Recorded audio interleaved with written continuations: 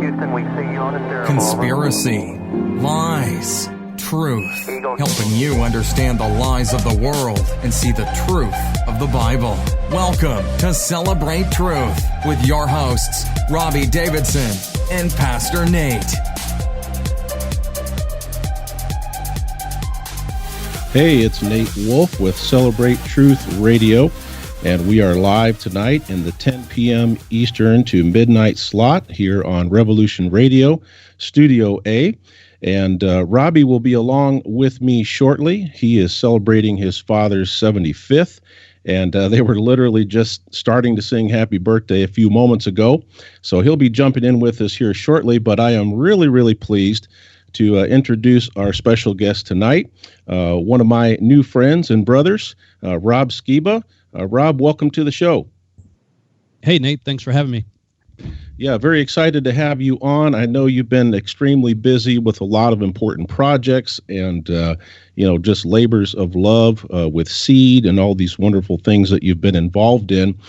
So to start out, why don't you just share a little bit with us about you for the listening audience? I'm sure many of those listening know who you are, but also there's, of course, many on the network who may not have heard of your work before. So just give us a little bit of background and what you're doing and what you've been involved in these last few years as you've gone down the rabbit hole. Sure.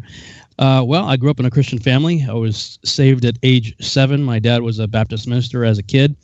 And when I was a kid, and I've been in some form of ministry pretty much my entire life, starting with Vacation Bible School in my parents' front yard.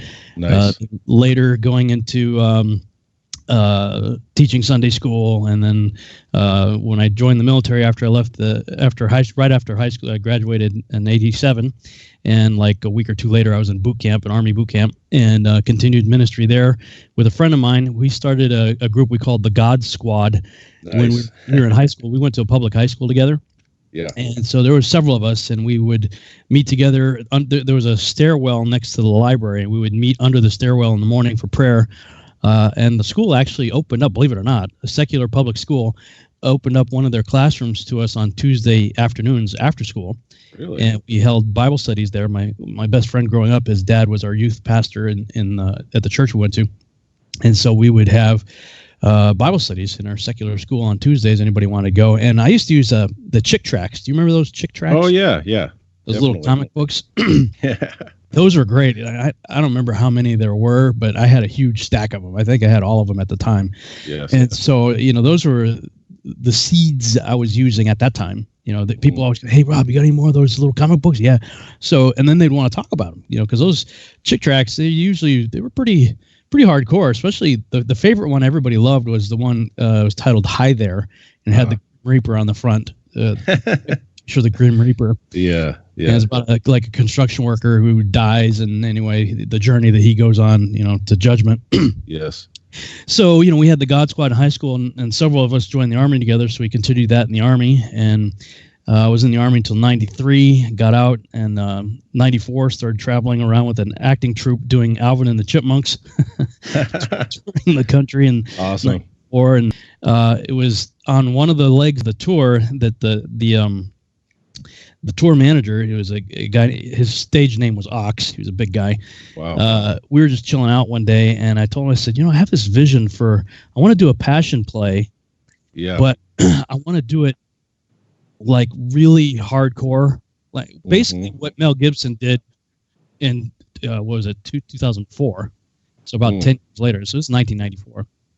Yeah. And he said, hey, man, I said, I want to do it from a different perspective than we're used to. We all know the Passion story, but, I'm thinking about writing the story from the perspective of the centurion that pierced Christ's side. Mm-hmm. And he goes, oh, you know who the centurion was, don't you? And I says, well, the Bible doesn't name him. It just says a centurion. He goes, well, no, the Bible doesn't, but extra biblical books do. And the book of Nicodemus names him Cassius Rufio Longinus. Mm-hmm. And he was like a big guy into the lore of the Spear of Destiny and all that. Yeah. And so I was like, man, this is fascinating. So he sent me on quite a journey of research, and that was really the beginning of my researching days. Was researching this guy and the Spear of Destiny and all that.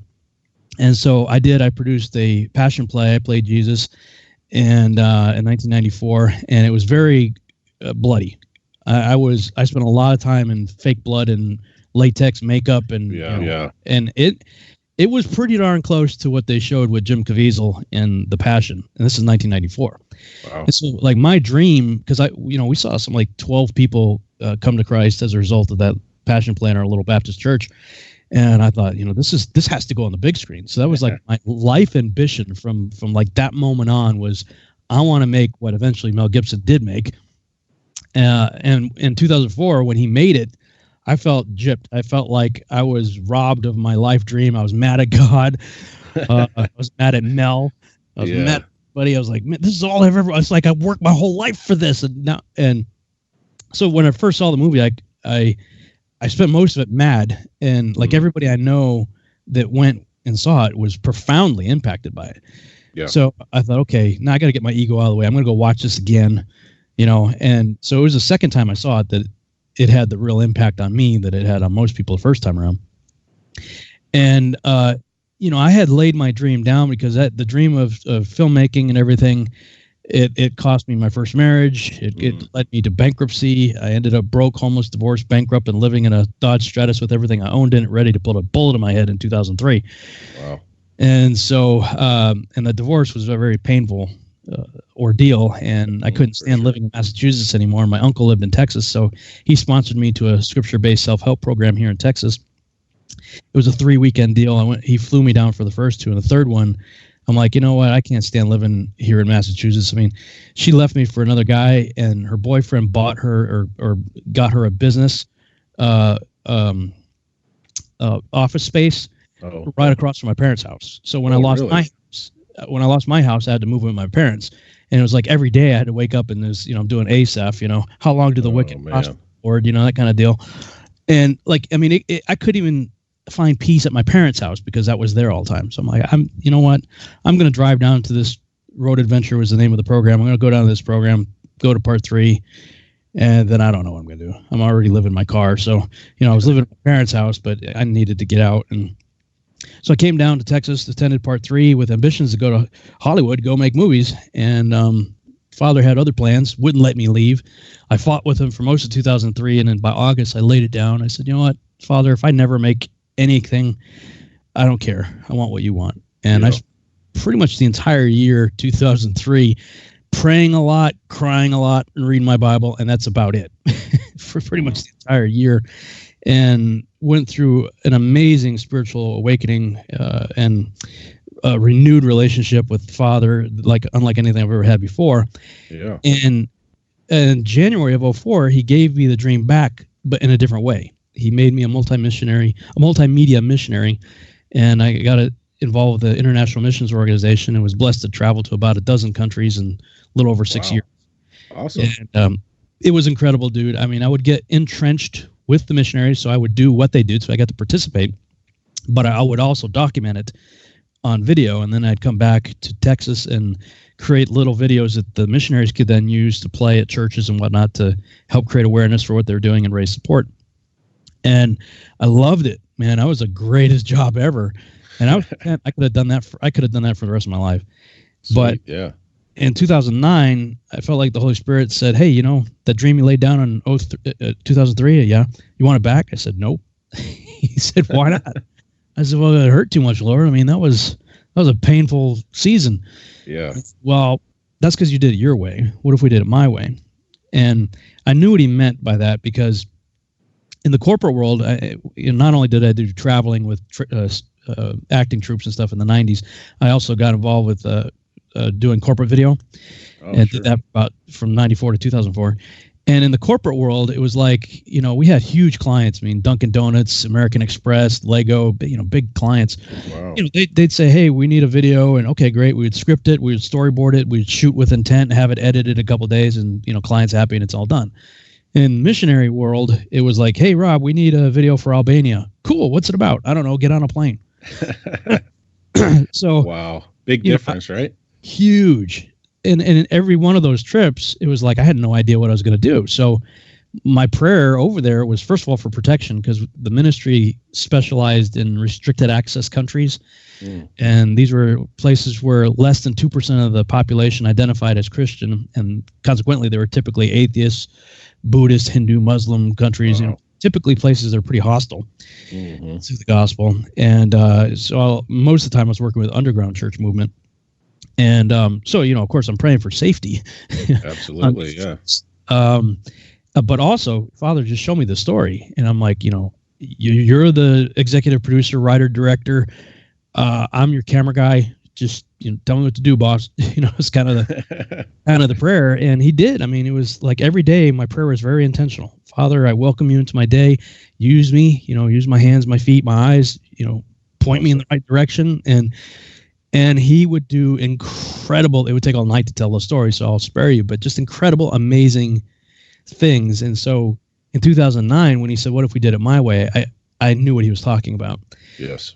And I think, a lot of us Christians, we want to do something for God. We have whatever gift, talent, and ability we have. And we say, Father, I want to make music for you. I want to make movies for you. I want to write books for you, whatever. Yeah, yeah. But, and that's noble. It sounds good. But what I had to learn myself was, and his communication to me was, yeah, that's cool, Rob, but, I'd really rather do something through you. So big difference. Yeah. Yeah. There's a huge difference between I'm going to do this for you and no, I'm going to let him do this through me. And in opening yourself up to whatever that mission is. Oh, sure. And yeah. It was not long after that. That was, actually, it was because of that I went to the desert of Arizona through a series of circumstances. I saw on Google Earth some things. I was looking for some locations that would look like Iraq, because the story that I had in my mind dealt with special forces troops working and doing some covert stuff in Iraq. Yeah. And I wanted to find a place in Texas so I didn't have to go to Iraq that would look like, for location scouting. So Makes sense. Yeah. So I'm looking on Google Earth. I found some cool places out in El Paso area that look very comparable, at least from a Google Earth perspective, to what I saw in the Middle East. And then I just kept looking. I kept going further and further west. And eventually I found myself 2 hours north of Tucson in the desert area there. And I found what looked like a black hole in the desert. And I was like, what is this? I mean, it's a very bizarre looking thing. I was like, man. So I'm like, so when I zoomed out and saw where I was, I'm like, oh, okay. So what if my character, he ends up there, but he needs to get back to Dallas. So how does he get from there to Dallas? And then I saw, Tombstone, Arizona wasn't too far away. I'm like, what? Yeah. So I'm writing all this stuff, and I wrote, his dad lives in Tombstone, so he goes to see his dad, and so I'm writing all this stuff. The next day I go to a party, and there's other Christian writers there, and this guy, just out of the blue, he says, one of my favorite movies of all time is Tombstone. I'm like, dude, I just wrote in my script last night that my character goes to Tombstone. He's like, yeah, no way. So then I go to work the next day, and Delta Airlines sends me an email saying, hey, you've got a lot of Sky Miles from all your missionary trips, yeah, I bet. I had a lot of Sky Miles, and they said, hey, you better use them before the end of 2009 or you're going to lose them. And so I called Sheila. I said, hey, and by the way, I met Sheila at the ministry. I got hired in January of 2004, and she got hired in August of 2004. Oh, wow. So that was a divine connection. We got married. There you go. Providence. Yeah, July 7th, 2007. So he not only gave me the dream back in a different way, but it was a Job scenario where I had lost everything and then got it all back, kind of thing. So by this time we're married 2 years, and I said, hey, I think Delta wants to pay for me to go to Arizona. She's like, yeah, go for it. So I spent 5 days alone out in the desert of Arizona with God. Wow. That was a very Abraham Moses type of an experience, and lots of crazy revelation and very serendipitous, interesting moments that, again, it would take all night to describe it. But long story short, he downloaded into my head, and the only way I could describe it's like a Matrix type of thing with a USB cable in the back of my head, where I was sitting on top of a mountain there in the desert, and I felt like he literally downloaded 72 episodes of a TV series, which became known as now Seed. Yes. And so I started, my creative writing pace is typically 3 to 5 pages, maybe a little more, a day when I'm just making stuff up out of my head. Well, I came back from that trip and wrote 17 pages in a half a day and outlined 72 episodes for the whole TV series, 6 seasons, 12 episodes per season. Wow. But as I started going through and writing the scripts for it and looking at the outline, I thought, shoot, I'm not going to write all 72 episodes. I'm going to need other writers. Well, how do I help the other writers to get into my head to know where I'm going with this? Absolutely. So that's when I started blogging and writing stuff and doing videos, which eventually made it to YouTube. And a guy I posted, Randy Dumaine had posted something on the Nephilim in one of the forums on Facebook. And so I was following the conversation, interacting a little bit. And I just produced a video where I was giving a lecture talking about what I believe happened at Mount Hermon when Yeshua took his disciples there and said, hey, who do men say that I am? So I posted this video. Well, this guy named Doug Riggs saw the video, loved it, and he forwarded it to like Tom Horn, Steve Quell, Eli Marzulli, all the people that I had been researching. Like I've been reading, I've got like all their books and DVDs, right? And so this guy, he sent my stuff out to them, and the next thing you know, Tom Horn calls me. Wow. And I'm like freaking out. I'm like, I was like getting a call from like Tom Clancy or something, It felt like, Awesome. Yeah. And, got to know him fairly well. And he invited me to speak at the first Future Congress conference in Branson, Missouri.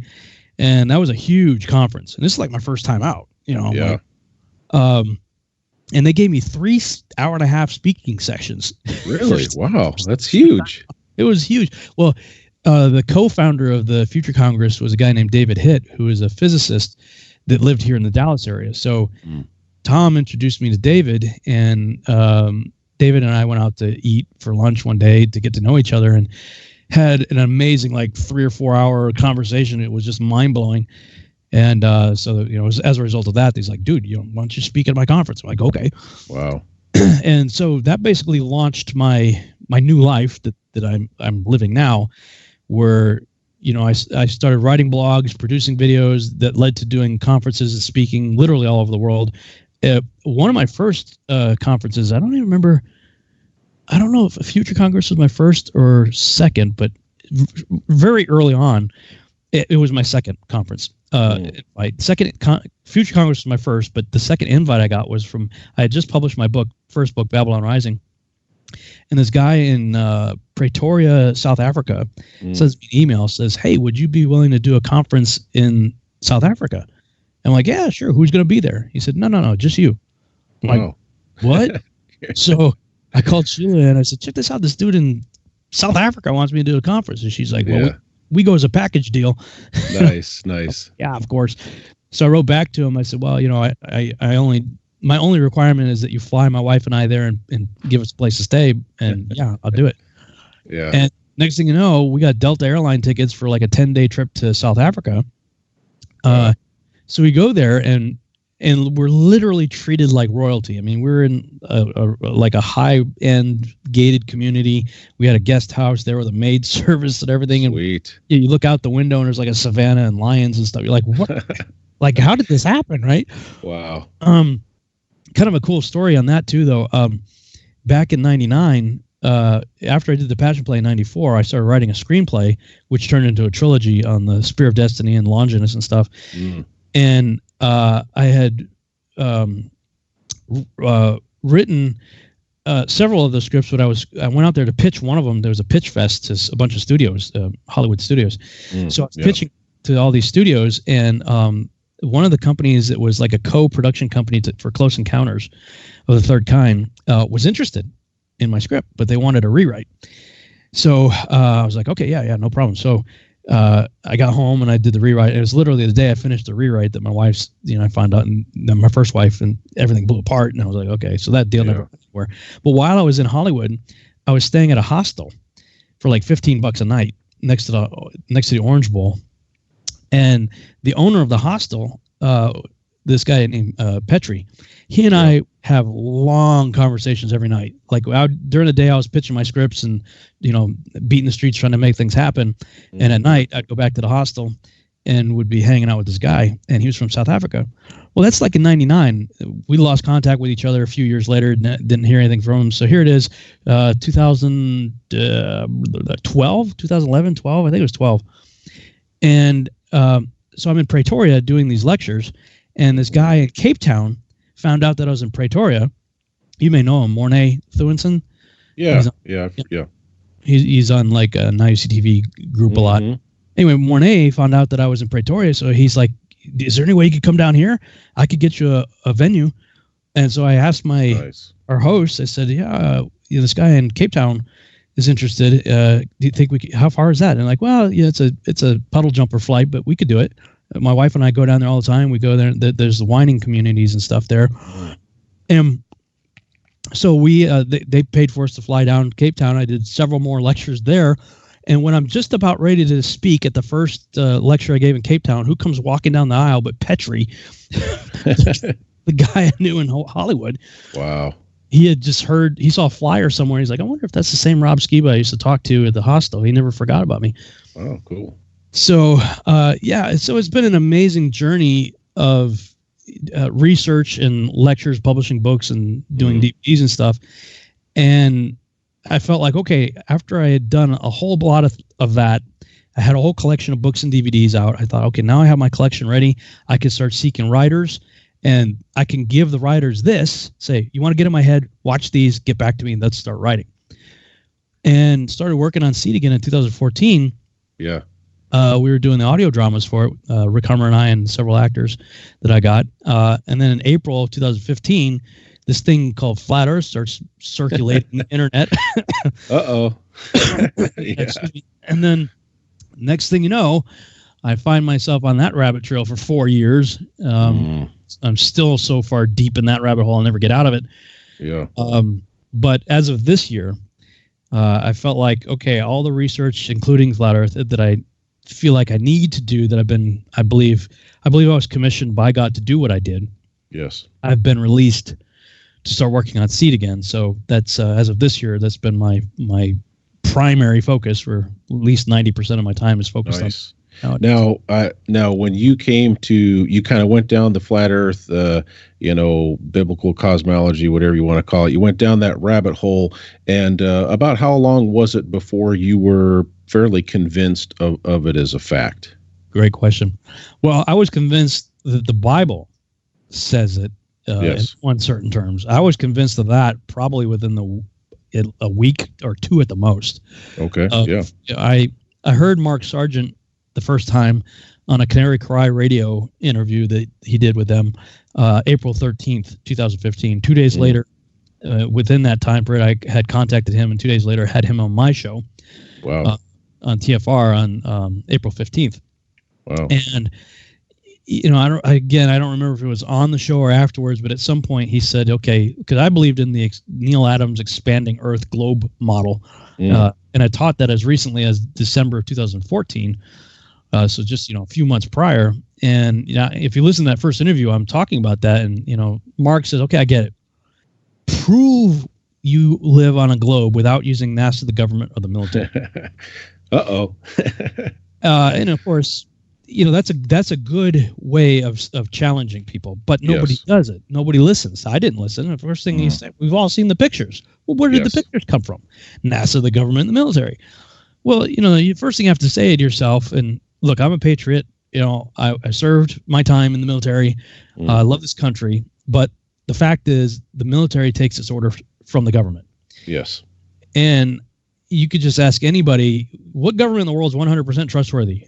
There's none. And America and Russia are two definitely notorious for not being trustworthy.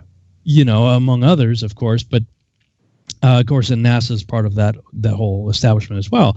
So, but I did start looking into those pictures, and you start seeing things like composite and CGI and artist rendering and all these indicators that tell you this is not an actual Polaroid shot of the Earth, Yeah. And the one that really got me was seeing a 25-hour time lapse of the Earth shot allegedly from the Galileo space probe in 1990. And this is on JPL, Jet Propulsion Laboratory's website. So it's official thing on their website showing 25-hour rotation of the Earth time lapse, and none of the clouds are moving. I mean, it literally looks like a marble with painted clouds just kind of spinning, herky jerky. Yeah. And I'm like, what the heck, man? I mean, I could go outside with my camera, shoot the clouds for an hour, put it in Adobe Premiere and speed it up, and the clouds will be doing all kinds of stuff. Absolutely, yeah. And yet on that day in December of 1990, the clouds didn't do anything anywhere in the world. So I'm like, okay, something's messed up. And so what should have been the first thing that I should have done as a Bible-believing Christian would have been to consult the scriptures. It was actually more like the second or third thing I did. Yeah. But, after all the other research that I did, and I actually believe that I had to be prepared in advance and take the journey that I took ahead of time to go on this journey. When I did Babylon Rising, the research for that, I came to realize just about everything we've been taught is a lie. Yeah, for sure. so many things. And so I'd already been primed sort of with that attitude. Well, what if we've been taught wrong? I taught myself that the Bible, Isaiah 40:22, see, Earth's globe. Yeah. No, that's just right. So I was aware at, going into it that we all bring bias to the text, and we bring our preconceived notions to it, and we read through those lenses, whether it's preacher, rapture, dispensation theology, or, pick a doctrine, right? Yeah. We've been given a set of glasses, and we're reading the scriptures through those glasses. So metaphorically speaking, I took those glasses off, and I prayed intentionally. I said, Father, if I'm bringing preconceived bias to the text, please remove it from me. I want to know what your word says. Let the Holy Spirit be my teacher. Well, if you pray that prayer, and I guarantee you 98% of my detractors have never prayed that prayer. Yeah. If you pray that prayer and you are indeed open to allowing the Holy Spirit to just let the text say what it says, dude, you're gonna hit verse 6. Okay? Absolutely. Of chapter 1 of this thing we call the Bible, a specific book of Genesis, and you run into this thing, a hard structure called the firmament. Yeah. And then you read a little further on day 4, and it says that God put the sun, moon, and stars in the firmament. And, that's like, I don't know what verse that is, a little further down. At that point, I literally stepped away from the Bible, and I'm looking at it in shock.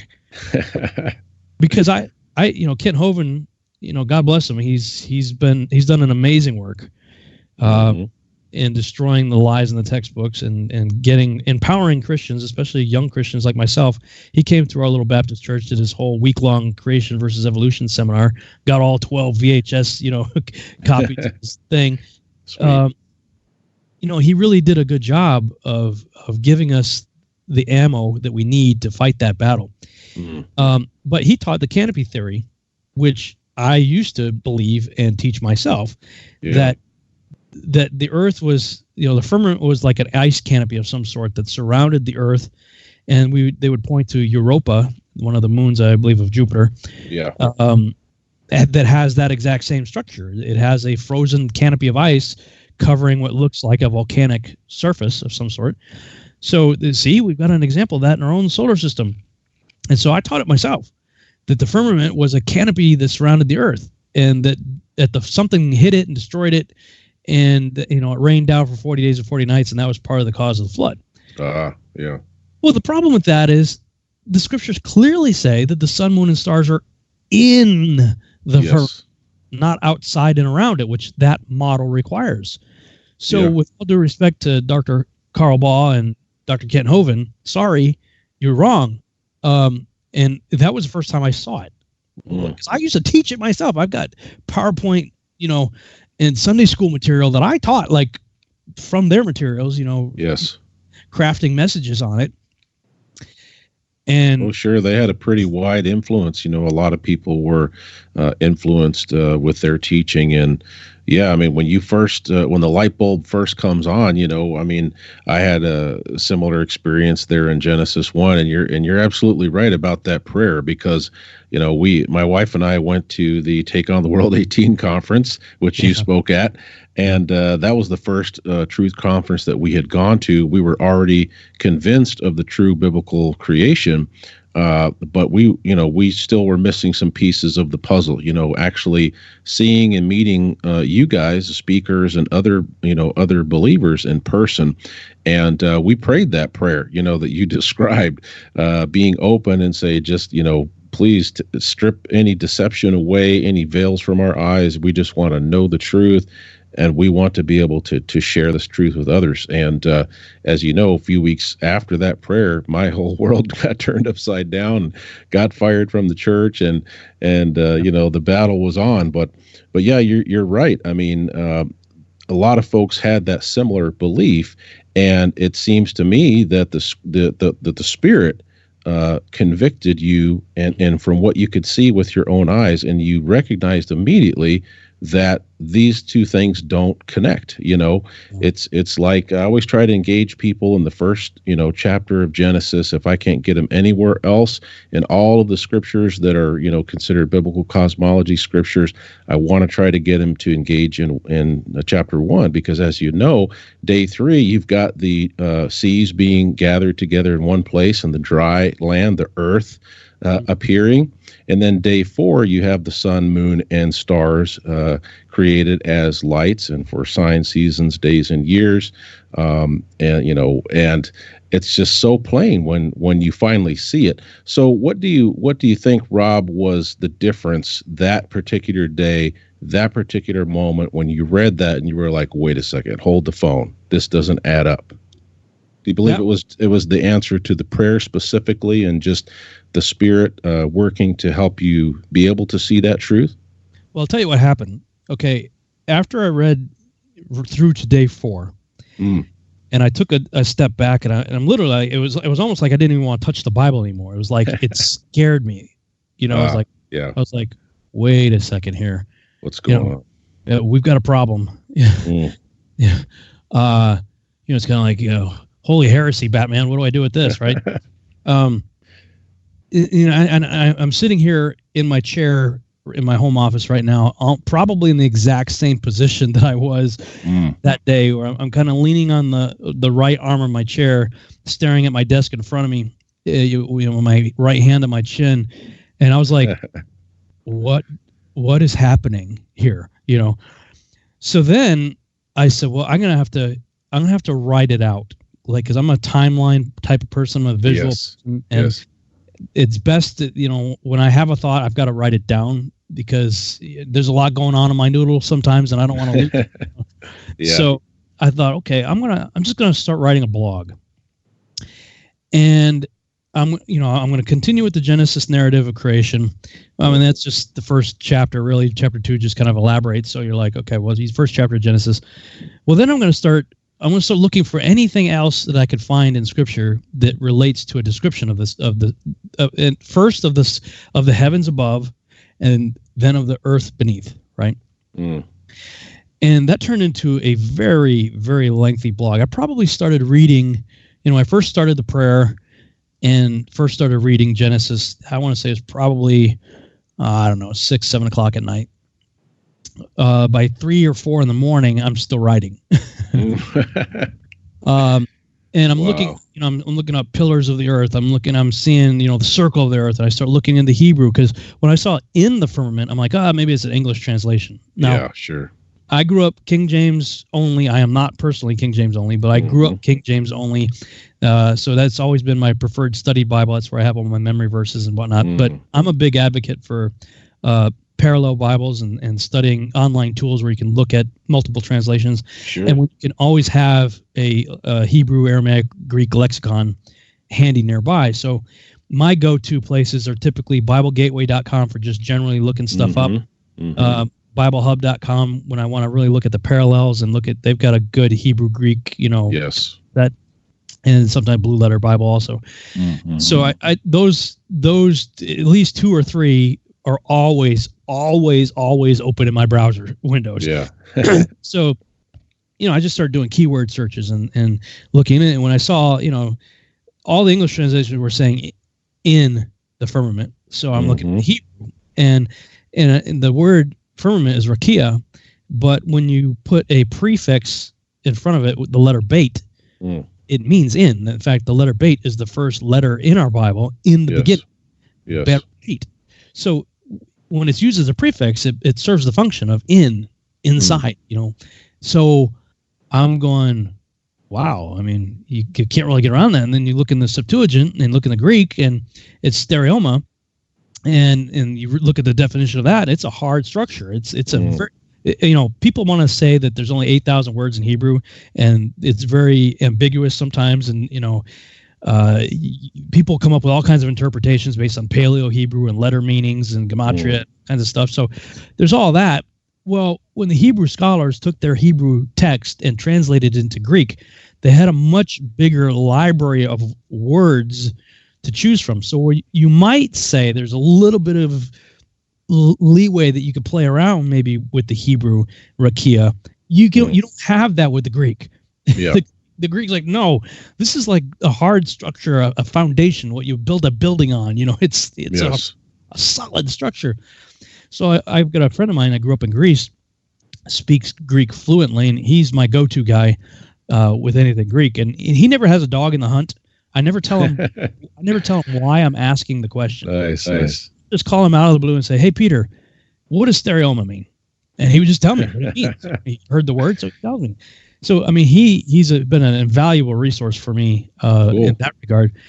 And so I start getting him to look at it, and he's like, "Yeah, dude, you cannot make this expanse like Danny Faulkner and so many others want. It's the open expanse of space." No, sorry. And Jerome, when he did the Latin Vulgate, he translated rakia to stereoma to firmamentum. Yes. From which the King James translators gave us firmament. Sorry. Yeah. And so, I'm doing that in-depth study of Genesis and looking at the Hebrew, Greek, all this stuff. And then I started looking, Isaiah 40:22, right? We all know that. Well, we looked that up. And that's hug in Hebrew. That's circle. It's not dur, sphere. And Isaiah, oddly enough, is the only guy that used the word for sphere, and several chapters prior. So if you want to, and Isaiah is one of the last guys to write about this place. So he's writing in the context of Moses and David and Solomon and everybody else, Job, everybody that came before him. And both Job and Solomon tell you that the sky was firm, and Job hard like a molten looking glass. Yeah, absolutely. Well, the sky is hard like a molten looking glass. Solomon says he made firm the skies above, and he said he inscribed the circle on the face of the deep. And I look up the Hebrew word for the English, translated and inscribed, and it's kalkak, which means to cut like chisel and stone, like the Ten Commandments. So I'm going, wait a minute, there's no way hug, circle, means globe. It got worse and worse as that evening progressed, to the point where I became, like I said, easily within a week or two at the most, but I want to say probably within that first week of interviewing Mark Sargent, I became like dogmatically, absolutely certain that the Bible was describing a circular, still set on pillars under a dome within which the sun, moon, and stars will place on day 4. And that created a bit of a crucible for me. I bet. Because look, man, I was born June 26, 1969. A month later, I'm sitting in my mother's lap watching my dad take pictures of the television, taking pictures of the supposed Apollo 11 moon landings. So, after that, growing up on Star Trek and in 77 Star Wars, I can't stress enough, I loved all that stuff. My life. All the sci-fi, yeah, man. Look, I wanted to be an astronaut. Yeah. I mean, that's why. And I imagine that your military experience, would have been an awesome, foot in the door, piloting. Well, that's why I did it. Yeah. That would have been your track right there, man. Yeah, sure. Because I joined immediately out of high school, so I was 18. I gave myself a 10-year goal by because I had read somewhere that 28 was the cutoff. Oh yeah. For trying to, because it's a lot of fierce competition. Sure. And the astronauts. I mean, they're the top of the top. I mean, these guys are Top Gun type flyers. Yeah. So, and I had read somewhere that the astronauts had to learn helicopters before the lunar lander because I guess it's similar flight controls or whatever. So, and my dad flew helicopters, and he was a career man, still in the military at the time. And so I thought, I'll follow in Dad's footsteps. I'll learn helicopters. Once I get that down, I'll transition into the Air Force, and then I'll fly jets. And nice. So so you had a whole plan, man. You had it mapped out. I had it mapped out. I worked really hard. And then things changed. Well, I didn't understand at the time. Yeah. But I look back at it now and I say, "Wow, Father, you protected me." Yes. Because I excelled. When you have a vision and a dream and it's your passion, you give it all you got. And I'm not bragging or anything, but I did work hard, and I graduated, distinguished honor graduate of my classes. I was Soldier of the Year in 1990 or 91, beating out over 5,000 people in the 26th Yankee Division. Wow.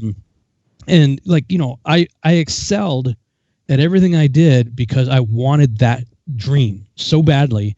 And I had school dates to take me to the next level of my training. Yeah. 4 times. 4 times I was accepted, and 4 times I was rejected for reasons outside of my control. It was like government cutbacks or something. It was always something out of my control. And actually, the last one, I was taking martial arts at the time, and I got clipped in the knee, and my knee was swollen. So when I went in for the flight physical, I couldn't squat like a duck. Oh, wow. I couldn't squat all the way down. And so they had to give me a waiver. And by the time my knee was better, I had missed the window and somebody else got my slot. So, bummer. So that was like the 4th one. And it was at that time, I thought, what, it's just not meant to be. I mean, yeah, for sure.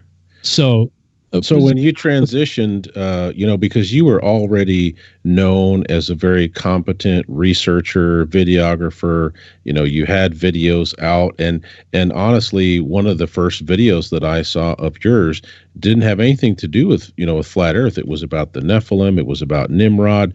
And then I found out that you also had, videos on biblical cosmology. But as you said, earlier, all of a sudden, this was a huge change because even though probably because you were already known, as a very competent researcher, speaker, presenter, and then you became convinced of this truth and started sharing to that effect.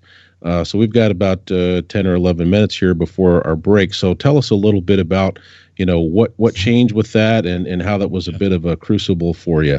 Yeah, well, like you said, and like I mentioned earlier, I'd already been traveling the world doing huge conferences, with lots of attendees and sharing the stage with people like, Tom Horn, L.A. Marzulli, and Doug Hamp, and, a whole lot of other researchers that I respected and that I had studied their work. I was sharing the stage with them, and, had somewhat made a name for myself, and by 2013 or so, going into 13, 14, our book sales and DVD sales and conferences were doing well for us, Yeah. When I stepped out of my full-time job, it was April 1st, 2010. When I stepped out to work on Seed, we stepped out into nothing. I mean, there's nothing there. It was ideas scribbled on a napkin, but when God calls you, I believe he equips the called. He doesn't necessarily call the equipped. So, he carried us. And I know I've counseled you on this offline a few times. Yeah. When it's your job is like, Father's faithful. And, and I learned in those seasons, he's the God of 11:59 and 59 seconds. Yes, absolutely. It's like, the bill's due in 1 second. Like, man, the mortgage is due now. Like, how are we going to pay this? And then all of a sudden you get it like a PayPal or a check in the mail or. Exactly what happens. You get this random, somebody sends a check in the mail or something happens. It's always but it's amazing. He's an amazing provider. Amen. And we lived that way on a wing and a prayer on faith from April 2010, really well into 2013. Yeah. So a good several years of struggling, barely getting by, but always having our needs met. But by, going into 2014, I had made a bit of a name for myself and become fairly well known on talk show circuit and stuff like that. And Amazon sales were good. And, one of my books had hit the Amazon bestseller list. So it was doing really well. The second book shortly followed after that. So things were good, Then when I started, and from April of 2015, I was just saying, hey, I'm looking into this. I wasn't. Yeah. I was actually calling myself a zetetic agnostic. Yeah. A zetetic is proceeding with inquiry and investigation. An agnostic is somebody who's not yet convinced either way. Now, that's not to say I was an agnostic in my faith in God. It was I was agnostic in what my belief of the earth is.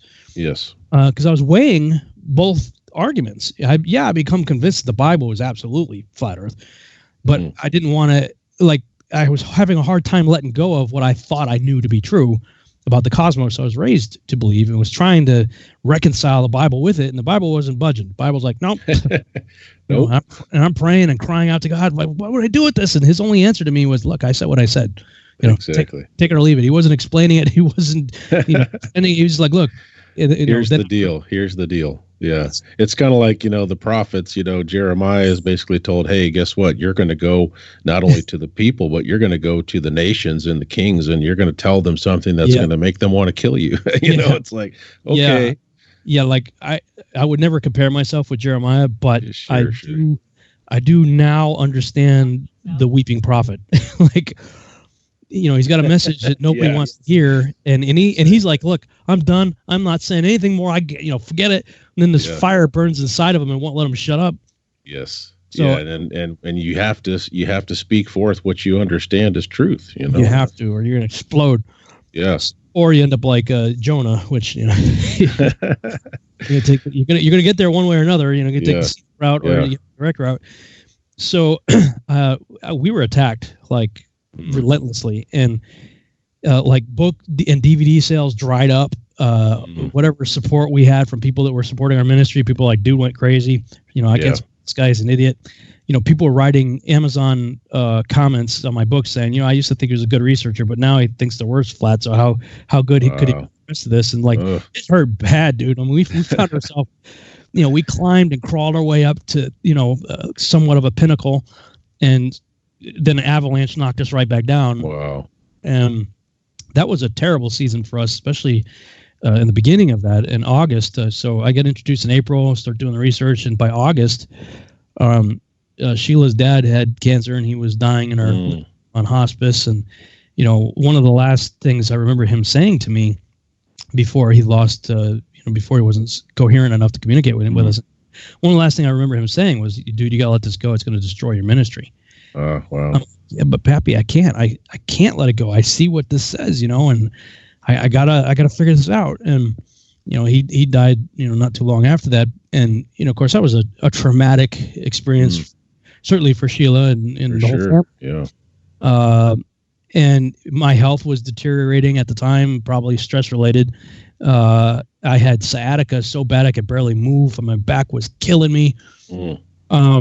And I'm like, I can't, screw this, So I put the Phil Collins song, I Don't Care Anymore. Oh yeah, yeah. I don't care anymore.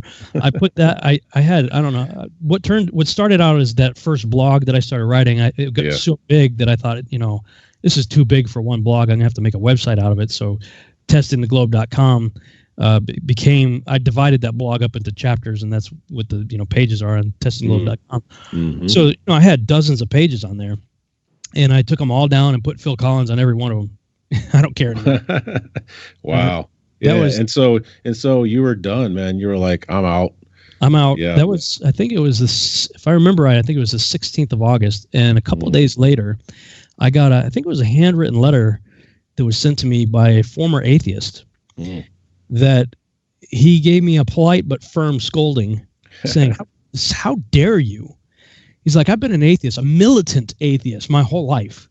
And I saw your stuff, and I realized there had to be a God, and I turned my life around. And, he gives me his testimony at the end of it. He says, I'm going to say something I've never said to anybody before in my life. He says, may God grant you the courage and the strength to continue on the path that he's called you on. Wow. And so on the 20th of August, I put it back up. So Yeah, I took it down because of all the pressure I was getting from Christians, and put it back up because of a pressure from a former atheist who had given his life to God 4 days later. Wow, that's amazing. Well, I think we're going to see if we can add Robbie in here for just a minute. We'll be going to break here in just a couple minutes, but let's see if we can't sneak Robbie in. All right. Real quick here before we go to break. Robbie, you there with us, bud? I'm here. Hey. Hey, Rob. How's the party? It went really well. So yeah, I thought we were going to be doing something more in the afternoon, but we decided to do something more in the evening. But yeah, it was fantastic. I mean, 75 years my father is, and we got the whole family together. So we're just up in Valley View, Alberta, which is awesome. About 4 hours away from my city. Cool. Well, yeah, Rob has been given just a great, I guess, a timeline of things that happened in his truth awakening. And he was just sharing about, when he came to the whole flat earth understanding and how things really dropped quickly with his support and, just the trial of all of that. And how that happened. And so I think what we'll do is we'll be going to break here in just a minute or two. When we come back from break, I definitely want, sometimes, Rob, we let our hair down a little bit more in the second hour. We definitely want to talk to you about your experience at the UFO conference and maybe a little bit more about seed and whatever, what other things you would like to discuss or Robbie has questions or thoughts on. But I think it's really important for people to, hear your story and your testimony, because some of us in the truth community, we have some things that are similar in our testimony, but I really do believe that each person is different. And there are some specific things like you've shared that are specific to you and what the Father had for you to do, using your skills, your talents, and even some failures, like you said, not, having doors closed to things that you thought that you wanted to pursue. And so, it's real important for people to understand. Probably, I imagine you would agree, the most important thing that you did as a prerequisite for all of this was to have a fervent prayer, to really just want to seek truth, to understand it, and to know, what does the Father want me to do, need me to do? And as you said, you turned over direction, from you being the producer to basically saying, okay, Father, I'll be your cameraman. You just tell me where to go and I'll start shooting. So I think that's great, that you had that frame of mind. And I can say, although some of my situation was different as far as how that panned out, it was the fervent prayer that definitely was important. So we're going to go to break here, and we'll be back in just a few minutes, continuing our discussion with Rob Skiba here on Revolution Radio and Celebrate Truth. We'll be back, so hang in with us.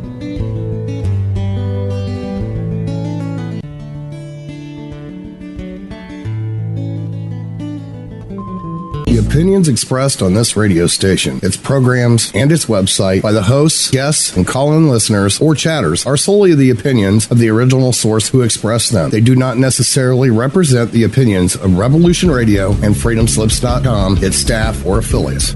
You're listening to Revolution Radio, FreedomSlips.com, 100% listener-supported radio, and now we return you to your host.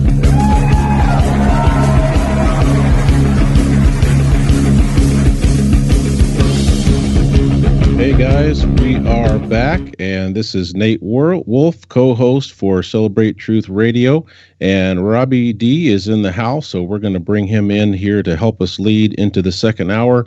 But want to just say that Rob Skiba, our special guest, was ending the first hour just sharing about some of the transition and hardships of continuing to teach on flat earth, biblical cosmology. And so we're going to let him finish anything he wants to say on that, and then kind of just bring us up to date now. And then we'll probably dive into some real interesting subjects, some conferences that he's been to recently that are pretty exciting. So Robbie Davidson, good to have you back with us, brother. And Rob Skiba, why don't you finish up pick up where you left off, and anything else that you wanted to share about that portion of the journey? Sure. Like I said in the previous segment, I was calling myself a zetetic agnostic for that first year. Yeah. And that changed when Rick Hummer and I did the Lake Michigan test. Back in 2015, the Joshua Nowicki picture became pretty famous that he took of Chicago from nearly 60 miles away on the other side of Lake Michigan. And that was sent to an ABC News affiliate, and the weatherman got on there and said, what you're seeing here is a mirage.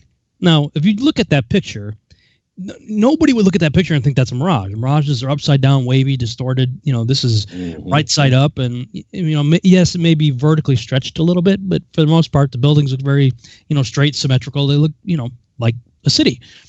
And so Rick Hummer, he lives near that area where Joshua Nowicki took that picture. Yeah, and so he's like, dude, that ain't no mirage. I mean, I've seen it. I could go out there and probably today and see it. I mean, we all see it. And so I said, hey, man, we got to talking about it, and we're like, we got to do something to prove that that's not a mirage. And so we started putting a plan together for renting a boat. And, we did a bunch of experiments together. We did high altitude weather balloon launches and all kinds of stuff. And nearly everything that we did cost me personally close to $2,000 or more. Wow. The Lake Michigan trip alone was like $2,500 between airfare, hotel, rental car, and contracting the boat and all that stuff. And I was paying for that, out of my pocket. It wasn't like I had a whole lot of money, and that money was going away quickly because our support was drying up. But I was like obsessed with these things and trying to find answers to them. And it took over a year for us to finally get the timing right, where A, I had the money. B, the weather was right. We tried to do it a few times during the wintertime, and no boat captain would do it. They're like, what, you got a death wish? What are you, crazy? No. Yeah. And so, we're watching like 10-day forecasts, looking for a window that would fit our schedule and our budget. And we saw a window open up in June of 2016. And I'm like, okay, let's do it. I've got the money saved up, and it looks like a good window of weather. You work on getting the boat captain, and I'll work on getting up there. And, we did the trip, and it was like the perfect day. And it stormed the day before, and it stormed the day after. But that particular day, we're a little further south than where Joshua Nowicki took his picture, because we couldn't charter a boat from further north. So, we did the best we could. And, the distance we were at was like 46 miles versus something like 53 miles. So I wasn't too concerned with the difference. I was like, either way.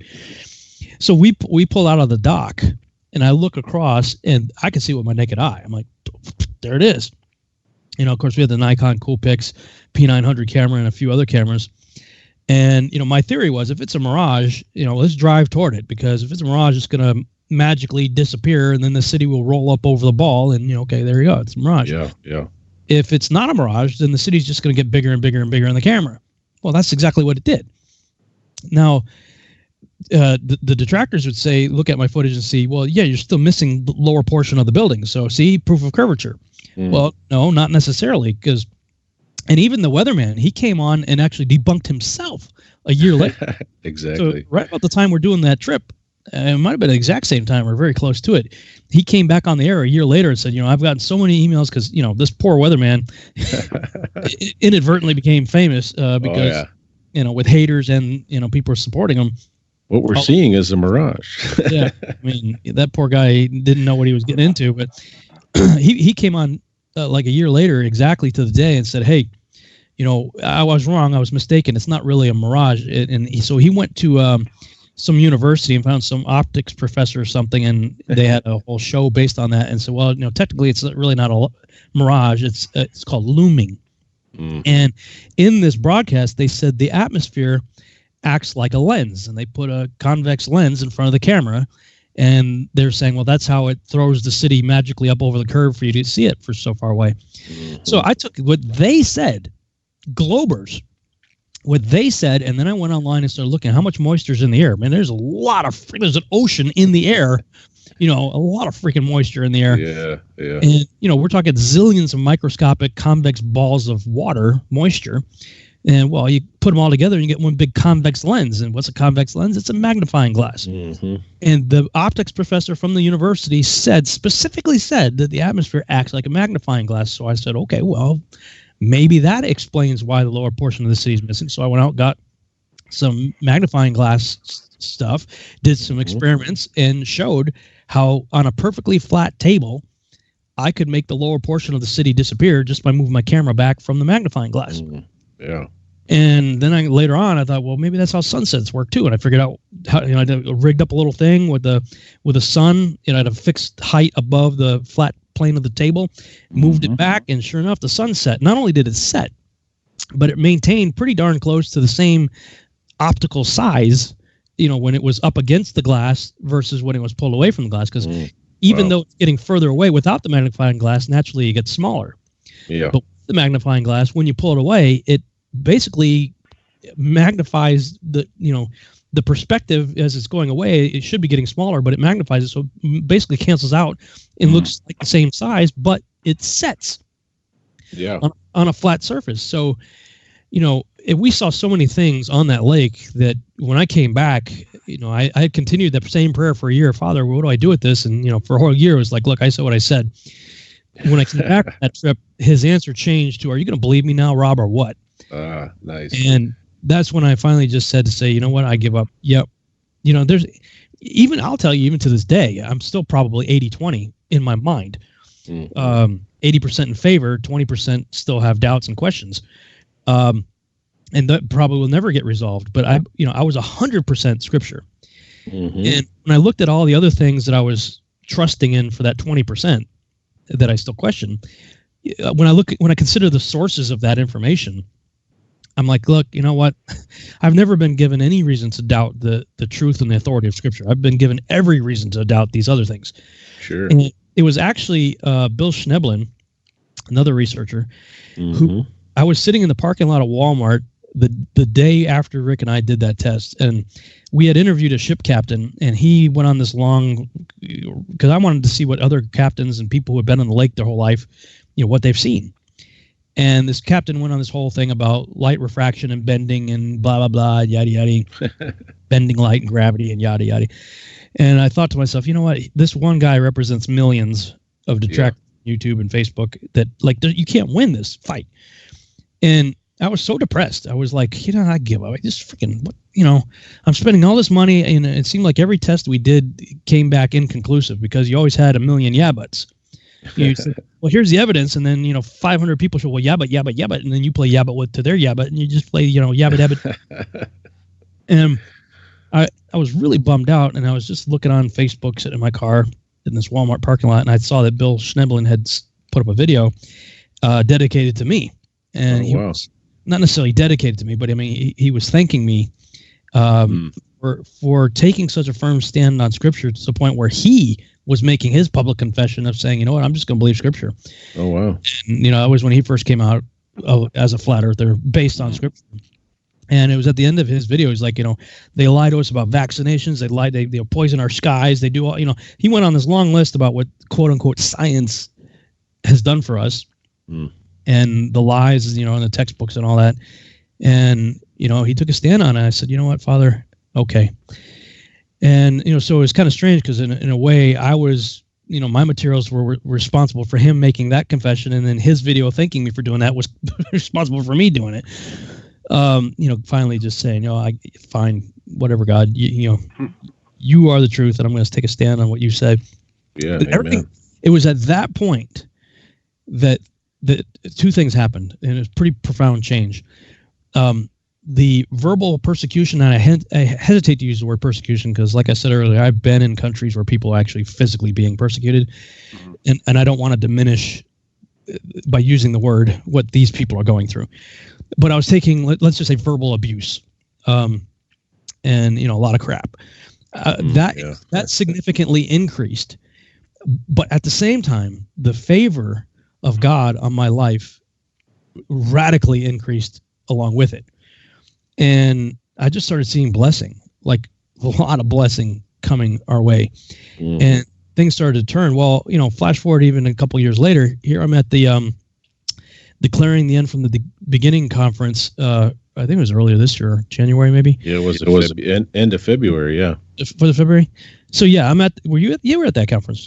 No, I was in California, but it was the same week. It was actually the same days. It was like February 22nd through the 24th. So it was actually the same exact dates. That's right. Like Only you were in Arkansas.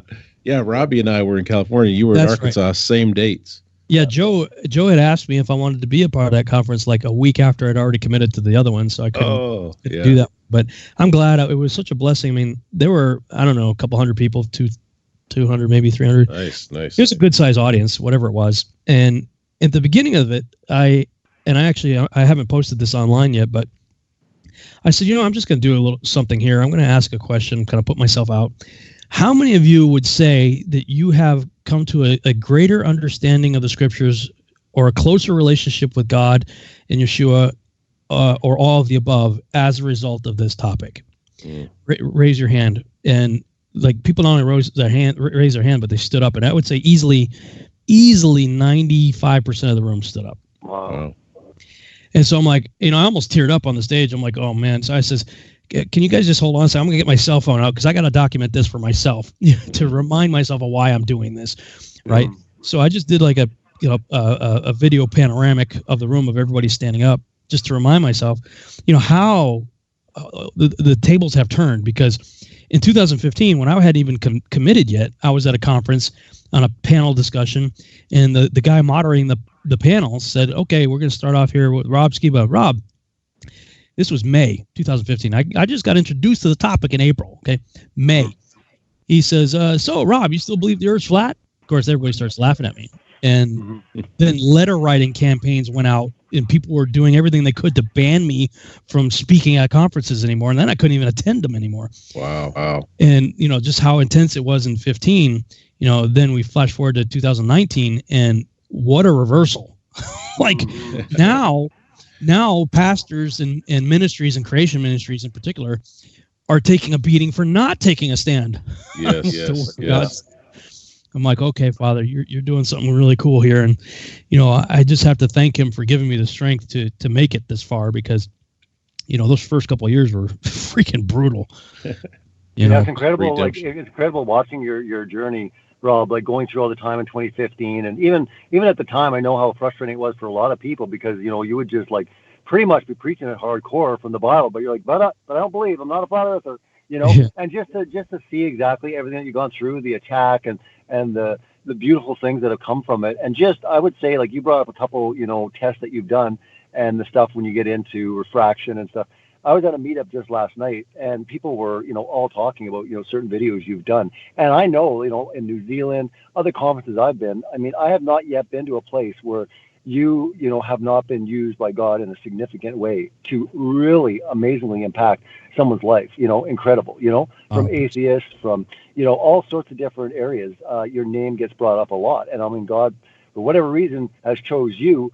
And again, that's the one thing sometimes you need to be reminded of. But it's like, if you could like just somehow compile all those testimonies or just hear them one by one, I mean, it really would solidify like why, you're doing this. I mean, you're being obedient to God's will. You're answering the call, and it can be tough sometimes, but it's amazing. And to me, I wanted to transfer into this because, when we got into the latest conference you were at, you were texting me quite a bit, and there was a lot of excitement based on being at that UFO conference.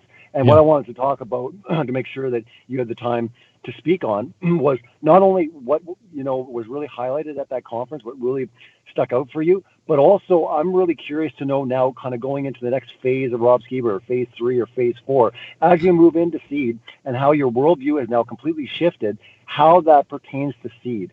Because I don't think, I've never fully even understood it or even asked you. So it would be good if you could kind of maybe just go over that, obviously the conference, but then also kind of let the listeners know with Seed the Project a little bit about that, but also how does this whole enclosed cosmology change the whole direction of Seed that, basically was given that vision, years and years ago. And it seems like it's morphing, but it's almost like you had to go through these different paths in order to come back to do Seed properly, the way God wanted it done. Yeah, great questions. Thank you for sharing that too. I had written a lot of Seed prior to getting into this research. And it dealt with aliens, UFOs, the Nephilim, Nimrod, government conspiracies, all that kind of stuff was all that research that I'd done from like 2010 to up to 2014. So, that's what I become known for. And then when I got into Flat Earth, in 2015, was after a year of getting back onto seed. I was going full speed ahead in 2014 on seed, and it was like stopped. And actually, it was December of 2014 that I had done a 10-hour teaching series called the Yahuwah Triangle. That at that time, I thought this was my magnum opus. This was like my whole life's work. Like the most significant thing I've ever done, I felt like was that set of research. And then he dumps Flat Earth on me. And, I look back at it now and see, okay, wow. Because part 1 of that 10-hour series was all about the globe. Like the whole first part is the globe, right? And so then 15, God's like, yeah, wait a minute. And so as I started doing more research on Flat Earth, I started to realize, oh geez, I got to rewrite, like huge portions of seed had to be rewritten. There's a whole bunch of it that I just completely scrapped and had to start over. But as a result, it's become a much richer, much deeper story, and we'll come back to this. But the reason I call it seed is for a variety of reasons. And one of the reasons is I'm going to be planting seeds based on all of the research I've ever done in my life is going into this to get people to start thinking about these topics from a biblical worldview. Nice. Another part of this is the first prophecy in the Bible is in Genesis chapter 3, is where Yahuwah, God, tells the serpent that Eve's seed's going to crush his head. Well, that's when a seed war began right there. So, it deals with all of that. But when you put all that into a enclosed world, cosmological worldview, I mean, wow, the seed war became a whole lot more interesting to me personally and a whole lot more sobering, I think, when I think of the grand scale of things. And so when I saw this conference come up, and I just found out about it like, I don't know, a week or two before it happened. It was called the Contact in the Desert Conference. It was held in Indian Wells, California. Interestingly enough, right down the street from the same hotel that I stayed at when I was out there with Mark Sargent and everybody doing the Salton Sea thing. It was right around the corner from there, practically.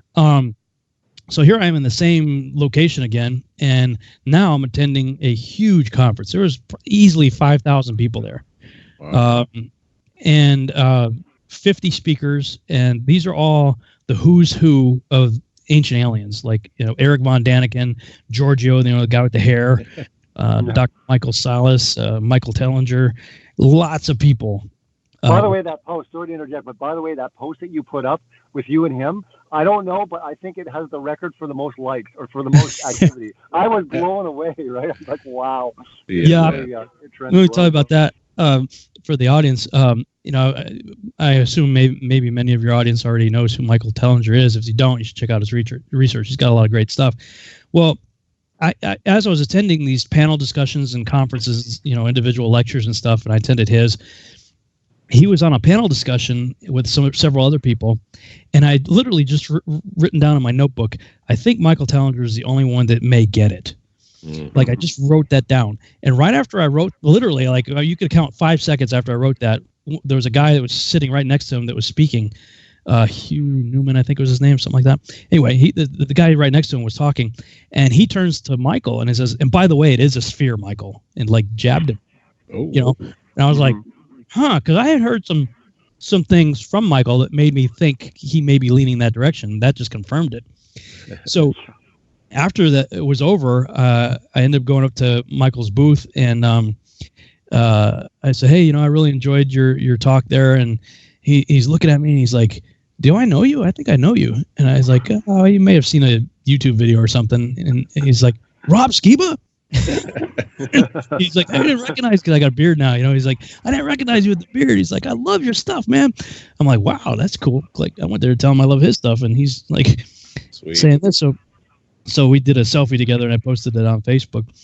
And he's coming here next month to Dallas to do a solo conference. So we're going to try to hook up, hopefully, maybe go to dinner with his wife or something. And, Sheila and I go out with them. We'll see. But this conference, first of all, Robbie, you've put on several conferences now, and what do we see at these conferences? But, cameras everywhere, news media everywhere, right? Everywhere, yeah. And they're there for the express purpose of getting, whatever ridiculous shots they can possibly get to make us look stupid and put out another hit piece with goofy music, right? Well, I mean, you want to talk about a freak show. There were some pretty freaky people at this conference. And if you just looked at the booths, I mean, it's like alien this and organite that and get into your chakra this. And, I'm really a Palladian. I'm a representative of the, Arcturans. And like, I mean, wow. Make us look pretty normal. And let me guess, no mainstream massive news coverage. If they were there, they were invisible. I did not see them. Unlike our conference, all you saw were lights and cameras everywhere. Everywhere, And we're talking big news cameras, not like little home cameras. Sure. I think every major news network, I've actually put them together now, and I think everyone's included now. There's not one major news network, that is not included on the list as far as the NBC, CBS, TV, getting into all of those, Canada and U.S. for that matter. Wow. Yeah, so I'm thinking to myself, where's the, especially considering like the week of the conference, we had Washington Post and mainstream news outlets talking about, guess what, UFOs exist, and we might need to adjust our thinking about the possibility of extraterrestrial life. So I mean, that only basically empowered all these speakers. I mean, sure. Can you imagine 3 days before the Dallas conference, people saying, new evidence the Earth may be a plane, right? Yeah, crazy. It's that kind of earth-shattering revelation right before a conference that every speaker likes to validate what they're saying. Sure. So needless to say, all these speakers were really jazzed up and pumped and ready to go. So they're giving it their best, and at first I'm kind of enjoying it just for what it is. I'm taking extensive notes, but as the weekend progressed, I'm getting more and more convicted and just so sobering what is happening here. And look, I appreciate the research, I appreciate the evidence. It's the conclusions that I disagree with. Especially if you watch the TV series Ancient Aliens, right? They're 11, 12 seasons now on the History Channel. Yeah. The evidence is real. The evidence is compelling. It's the conclusions, that they arrive at that I disagree with. And so as the weekend progressed and I start to listen to what these speakers are saying, and there's a sense of urgency. That was one of the things that I came away with probably the most, is there's a profound sense of urgency on that side of the camp. In the sense that now with, they consider what just happened to be a soft disclosure. Everybody's talking about disclosure. When are the governments finally going to disclose to everybody that we know that there's alien life? Well, this was what they consider a soft disclosure. What's a hard disclosure? Well, the aliens are here, and guess what? They're going to park over the city tomorrow, and then boom, mile-wide ships over the city. Well, that's in Independence Day, right? That's V. Oh yeah, we've all been pre-programmed through many movies on that deal. Totally. So with soft disclosure coming out the way it is, and what these people are saying, many of these people claim to have inside information. Some say direct contact through abduction. Others have whistleblowers, supposedly from high levels of government, feeding them information from the aliens. And, I gathered through listening to these people that there's something like 197 different alien species that are concerned with Earth and have been regularly interacting with it. Now, from my biblical worldview, even before getting into flat Earth, I rejected all that and considered all alien and that sort of thing to be more fallen angel, demonic, Nephilim. Correct. And there were some biblical speakers there in the mix, or none? No, none that I saw anyway. Michael might be the closest, although many of them certainly gave a nod to Scripture, but then they grossly manipulated. I mean, Eric von Daniken, his whole first lecture that I attended was a gross manipulation of the book of Ezekiel. Okay. I mean, he literally preached from Ezekiel, but anywhere it said angels, it was aliens. Anywhere it said heaven, it was space. And the wheel within the wheel and all that—that's a UFO. It's a space. Okay. So they'll toss the Bible out there to, as if to give them credibility for what they're saying. But it was clear, abundantly clear, that the dominating worldview was very much an evolutionary mindset, because it was always, we got to evolve to our next level of higher consciousness, and and that's the point of disclosure. That's the point that they're finally going to have contact with humanity to teach them, to prepare them. Like, what was the consensus there? I'm always curious. Yeah. Based on that conference, what is it that they want to tell us, or what is it they want to warn us about? Well, it doesn't take much for any of us to realize, this world is going to hell in a handbasket pretty quickly, geopolitically, but also, just the Earth itself with geoengineering. The whole we're going to destroy the planet, so we're kind of intervening because you guys are. Yeah, that's what it feels like is going to happen. Okay. I think things are going to get really bad, worse, far worse than they are right now, and so we're going to see. You just watch the weather patterns and things that have been happening. We had a storm. It was a microblast storm that hit. Dude, I saw it. I was about to text you one night because I'm like, dude, did you just get that? But I saw that massive wind, hailstorm, whatever that was. Dude, it lasted it was like 10 minutes, but we felt like we were in a tornado, and we had just set up. We got this 6x6 greenhouse tent that has a aluminum metal frame, and we had just built it a week ago, and staked it down and everything. That picked up. It flew over our 6-foot fence and into the front yard and was heading down the street if Sheila didn't grab it, pulled under some trees, and broke tree branches and stuff. And it was very 60-mile-an-hour winds, very violent for 10 minutes, and then it was nice and sunny. But I personally believe all of this is human engineered. That it's happening, whatever the case, whether it's human geoengineering or just the Earth is going through some sorts of changes. No question, the whole world is experiencing crazy wildfires and storms. Yeah. And, we lose the breadbasket, and there goes our food, and the birth pains, right? It's going through the birth pains. Yeah. And then you see things heating up with Russia, North Korea, Iran, and all kinds of stuff. So what it feels like is that geopolitically and just naturally or man-made whatever, Earth changes are going to get to a point where it's going to get so bad that these guys are going to show up as our saviors and say, okay, kids, enough's enough. They're going to fix the environment. They're going to stop war. They're going to give us all kinds of wonderful things, and when you listen to the various speakers, like Whitley Strieber is one of the more famous contact guys. He wrote a book. What was it? It wasn't Contact. It was Communion. Yeah, Communion. Yeah. That was a freaky movie, by the way. Is he still around? He's still around, eh? Yeah. He was at the conference.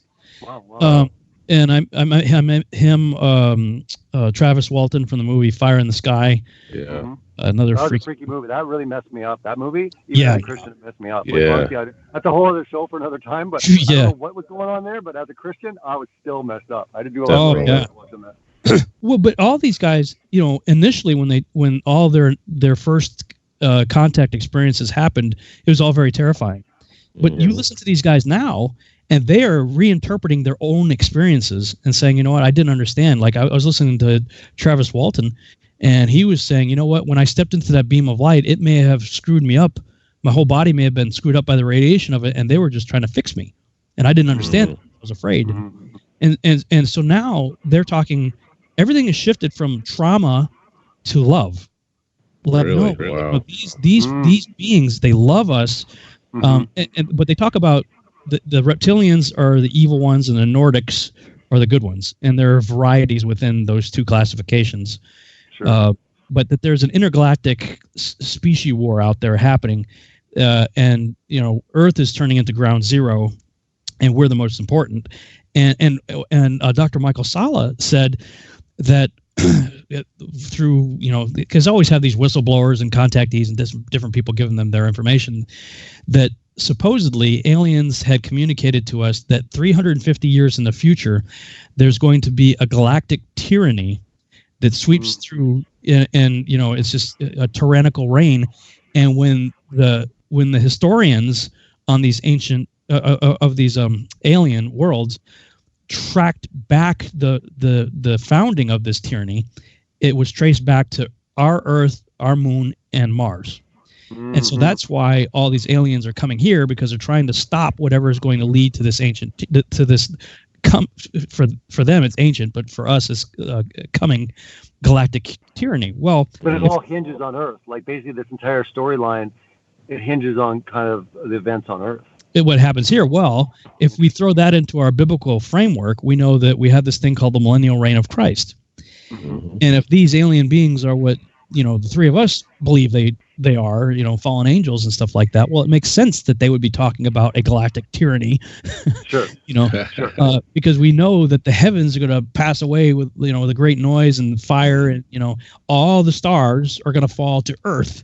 Correct. So, of course, for us, that's a whole different viewpoint in an enclosed world cosmology, but these people are buying it hook, line, and sinker. And so what I see is Psalm 2 talks about the nations of the world gathered together to conspire against the one who's on the throne. And Revelation 19:19 says the nations of the world have gathered together to make war with him who's coming on the horse, which would be Yeshua, Jesus Christ. So, I'm filtering all this information. I'm listening to all these guys, and I'm going, man, wow. But what was sobering to me is just how devastating this is going to be to all religions in general, but Christianity specifically. And Paul talks about it. He says there's going to be a great falling away. That's apostasy. Mm-hmm. And what I saw this past weekend has every single ingredient for that apostasy to happen instantaneously. I mean, when and you look into things like the Montauk Project and the Montauk Chair and supposed time travel and stuff, and there's a documentary you guys should check out called the Montauk Chronicles, fairly recent release, but it talks about using this, and this gets into the Philadelphia experiment and all kinds of different things, but using time travel, people have supposedly been sent back in time to get DNA samples from various historical and religious figures, and they actually show in this documentary like an animation of one of these guys going back with basically a syringe and taking a sample from the bloody feet of Jesus on the cross, and they're setting it up. In several documentaries I've watched this in the last week. I watched another one on Michael Myers. Was it Michael? I don't know. I think it's Michael Myers and Billy Myers. Michael Myers. Yeah. Halloween. Michael Myers Halloween. Billy Myers. Billy Myers is an abductee, famous in the 1960s. Well, he was in this documentary. It says that he was told by the aliens to go to Israel, to this location, and to find this tomb that they eventually found and dug up. And inside this tomb was some jars that had some ancient papyrus or whatever papyri writings in it. And in the writings, it basically says, this Yeshua, this Jesus character, he's one of us, but, he didn't really die. He was revived by our magical arts. And the Palladians were telling Billy that, the religions are false, that the Christianity is a false religion based on one of our people that did come here to try to enlighten mankind. So there's this whole narrative that has been set up, going at least as far back as the 60s, probably long before that, if we consider when these things were planted in tombs like that in Israel, and other places. And all of a sudden it makes sense that why the Dead Sea Scrolls were preserved in the Book of Enoch specifically. You open that book up, and the first chapter, first few verses, the first chapter says, this book is not for this generation, but for a remote generation that will live in the day of tribulation. Well, that's us. And it exposes everything that's happening right now. So now I'm at this conference, I'm thinking, well, that's why I had to do all this Nephilim research. I get that. And now that's why I had to do the flat earth research, because enclosed biblical cosmology destroys all of those lies. Exactly. Yeah. But the aliens, according to the abductees and Stryber, I meant to finish the story. Whitley Stryber said that the aliens had contacted him in February of this year and said, it is critically important that you write a book that it's a how-to book for people to achieve the level of higher consciousness ascension that's needed for our emergence. And you better have it done by March, or you're not going to like what happens to you. So he was literally threatened, supposedly, by these entities to write this book. And he said, I finished the book in March. It's with the publisher now for editing. But there's a sense of urgency that the aliens are telling these people that we've got to prepare mankind now for our arrival. And in between government disclosure and all these other things ramping up, I really do believe that something very soon probably is going to happen. And like I said in the interview I did with the guys from Parable of the Vineyard the other day, I haven't forgotten that, but if you don't know where you are biblically speaking, in our relationship with God and where we are in his cosmos, you are going to be, I'm telling you, I've got 50 DVDs here, 2 hours long, and I'm trying to get through them all. This information is so compelling. I consider myself to be pretty solid in my faith and understanding, and it still shakes me up, Oh, there's no doubt. But 50 years ago, you had the Hollywood, you had the conspiratorial, but the thing what's so striking to me, Rob, is science, scientists are coming forward and saying that likelihood of this is absolutely like a 500%. They're saying that, this is pretty much a guarantee that, some other evolved species from somewhere in the universe, seeded us. And so when you have actually science now merging in with Hollywood and the media and, that whole thing, now it takes on a more serious vibe. And I say that we're dealing at a time and age now where, science, and scientism exposed to, we talk about a lot of this stuff with, the aliens, but also you had like Bill Nye talking to Ken Ham saying, oh yeah, we came from Martians. He's like, exactly. He's like, and that's not crazy? Like you're saying from, to Adam and Eve, and you're saying we came from Martians. And he's like, no, he goes, it's probable. But I'm saying that's what I think is a lot different. Like you said, Rob, that something might be getting a lot closer is because now science, dignified with their white lab coats, are saying, that's pretty much exactly what everything is pointing to. Well, it gets verifying it. It actually gets, and it dovetails very interestingly into what we are in the flat Earth community are looking into. Mm-hmm. Everybody is concerned with Antarctica. Yeah. The key to figuring out everything, no matter what your worldview is, appears to be in Antarctica and whatever's going on in the north. Now, the only person that I heard that weekend was Brooks Agnew. He was the only one that addressed the north. In fact, he's trying to, and I guess he's pretty darn close to being able to accomplish the goal of organizing an event, exploration to find the what Admiral Byrd found in the north. Supposedly an entrance to inner Earth.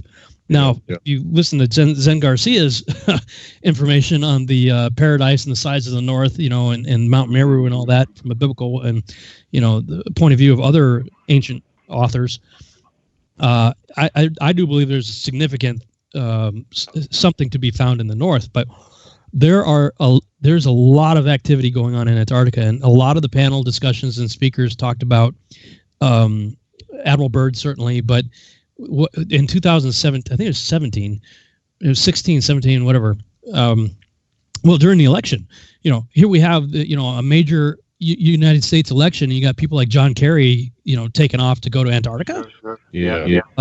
And then you have Buzz Aldrin going down there supposedly, and then having a heart attack, and then he tweets, pure evil, we're all gonna die, or whatever it was. He tweeted that got everybody freaked out. Well, the speakers of the conference talked a lot more about these things, and they always have some special forces insider, whistleblower, or whatever confidant that gave him information. But you listen to these testimonies of what they're saying and what's down there. That's the key to figuring out what's going on, and that's why it's so locked down. And one of the guys that was there, Brad Olson, he had spent something like 26 days down there fairly recently. He's like, it's from the globe perspective, it's the 5th largest continent on Earth, and there's only 1,000 human beings down there.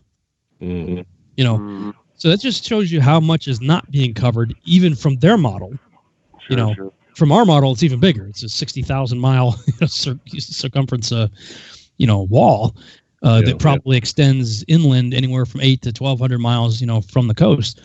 Whatever the case may be, there's a big effort down there, and they're saying that we are from Mars. That Mars was at one point much more capable of sustaining life, but it went through some kind of calamity of its own. So the Martians came here in arcs, and they landed in Antarctica. and still down there. And when they got here 33 million years ago, they began to, do whatever they were doing, and then saw life evolving here. And they were the ones that kickstarted evolution through panspermia to ancient hominids to get monkeys to stand upright, 2 million years ago. So it was all that narrative. It was all millions and billions of years and light years and millions and years of evolution and all that stuff in Antarctica. Yeah, that seems to get you on the History Channel. Like, it really, that's the whole striking thing about this, is you can have like ancient aliens on the History Channel. And the one thing, even getting into a little bit about just the censorship that's happening, in social media and specifically with YouTube, you don't find any censorship with UFOs. No. I mean, if anything, it's just positive. They don't try to hide any of that, and they never have, and they never will. And that's something that always is, people should take into consideration, is like, why, if it's so crazy or so like such a crazy conspiracy, why, some of the ones that they're actually highlighting. I actually just posted from The Sun in the UK that the title read that YouTube finally is now seriously clamping down on fake news, starting with flat Earth theories. Yep. Like, why would they start with flat Earth? Like, you know what I mean? If it's so crazy and stupid. But I agree with you with Antarctica. It is just so mysterious. Those are the two pivotal points to me. It's Antarctica and also the moon, right? Those are the two kind of things. Once you crack those foundations, then everything kind of opens up, and you're left with a lot of questions. So you found like a central theme pretty much with everyone is they're kind of talking and reiterating the stuff with Antarctica. Well, in the movie, because even in that community. Now, this is what's so bizarre. You could go to one conference, one lecture, and the guy's like, the alien grays and everything, they're pure evil, and what they did to me, and, they can't actually eat food like humans. They accept nutrients through their skin, and so they will literally take baths in the blood of their victims, and, just horror stories of, creation of hybrids, and, Nightmare Row in Dulce Base, New Mexico, deep underground military bases, what happens to abductees. You have the horror of all that in one room. In the next room, you go to another lecture, and they're like, no, they're all about love, and they want to get us to a higher level of consciousness. And like everybody will say, we don't trust the government and we don't trust NASA. And yet every one of them are using information given to them by NASA and the government for everything they're doing. Side note, are all these speakers all fighting with each other on social media? No, probably not. They're probably a little bit more professional than that, correct? Yeah, I haven't. They all really nasty with one another. I have not seen. I saw a little bit of friendly rivalry, like in the case of Mike Tellinger, but I didn't see. Yeah. I'll take it back. There was one guy that I was listening to. He's like, all these other guys, they're full of crap. They don't know what they're talking about. There's always one of them, I guess.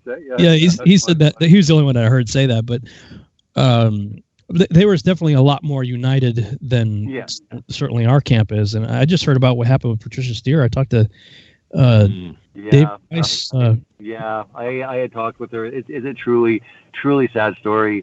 And I had talked to her just a day prior. Said, you know what, like, why don't you take a break for 3-4 months, solid, right? Deactivate your Facebook, just leave, step away completely, don't look at it. And honestly, but things even transpired from 24 hours, and she's like, no, like, I'm done.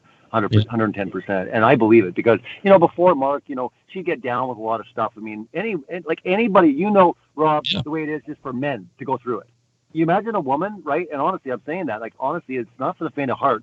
And also for a woman, I mean, it's gonna get very personal. And it just over time just grinded her down. But no, I'm truly sad. Like I was saying, I met up with Matt Long. I was at a meetup yesterday and stuff. And I said, I don't know why, but I'm truly sad. I'm sad because, getting to know Patricia, this stuff was just so vicious, so vile, so wrong. And some of the people, even claiming themselves to be brothers and being Christians, to me, that just came off even worse, I just felt even sicker because I'm like, wow, they went to town.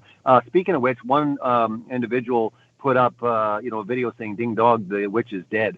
That was the latest video he just put up. So yeah, just that type of stuff is it's just so hurtful. And if they could understand kind of the pain that she was going through, but I don't want to make it all about the drama and stuff that's going on. But we all know that in its infancy, there's a lot of stuff going on. There's a lot of people. The beautiful thing though is I think like with the conferences, they represent a lot of people that are coming out. I look at that honestly as the true real community, right? Mm-hmm. These are the people that really want to come out. They want to meet. They want to grow in their research. And honestly, that part is really good, I guess, but we can say this about any camp, online. There's vicious people online. Just read YouTube comments. You want to see the depravity of mankind? Look at YouTube comments on any video, man. There's nastiness going on. Any video, right? So it's not just kind of our camp or their camp. But I do find it fascinating with just how cohesive it is when it comes to uniting with so many different varying views, you know, of the grays and this and that. And I know there might be some extremes, but overall, it just trucks forward. But the central message, like you said, there's like an urgency, and it's almost like I see this even with media. It's like, you guys, we either have to help you because there's a coming alien attack, or, you know, global warming is going to kill you, or cancer is going to kill you, and we've got to cure stuff for you because we love you, we care for you, you know. But it has merged into this, you know, again, getting into the watchers. We've been watching you, you know, we care for you, we're your creators. So of course there's going to be that benevolence in there, and I'm seeing a lot more of that rather than these ones that are very hostile. If anything, the hostile ones, there's a group of, you know, angels or aliens that are coming to prepare us for that battle with the hostile ones, you know, i.e. Yahweh. You know, they're going to basically say Yahweh is basically the Borg. That's exactly trying to assimilate everything in the universe, and they're going to say, look, we got to band together and blow this thing out of the sky when it gets close, right? So I've always looked at that. I think, you know, in a lot of research, and Rob, you brought that up a lot, and I think it's very important that people research that, because I say even when it comes to flat Earth, it's not so much why they would lie. Also, what does that prepare us for? The lie, right? It prepares us for a lot of stuff, i.e. what we're talking about here tonight with the UFO, with content. Yeah, absolutely. I mean, this is, I wish I could just download everything that's in my head, you know, instead of sitting here trying to make videos, because I came back from that conference, and I think I said to a few people, I have enough material that I could produce videos for the rest of my life just from this one conference, because there's so much to comment on. But I feel like, you know, the way I'm going to be able to do that most effectively is with something like Seed. Well, not something like, actually Seed. Is because, look, we do these conferences, and, you know, maybe we get a few thousand people that show up. Great. We do some videos, we get a few thousand hits. Great. We're not reaching the world.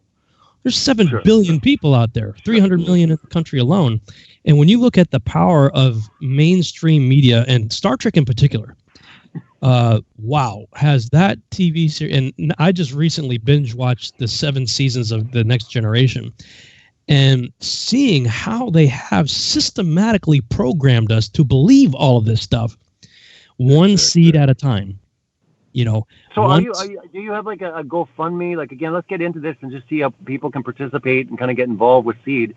Because I agree with you, you know, like sometimes people will turn down certain things, like when it comes to mainstream media, whether it's Netflix or stuff, but we need these projects, and especially from people that are going to get biblical truth out there in a creative way, such as Seed, right?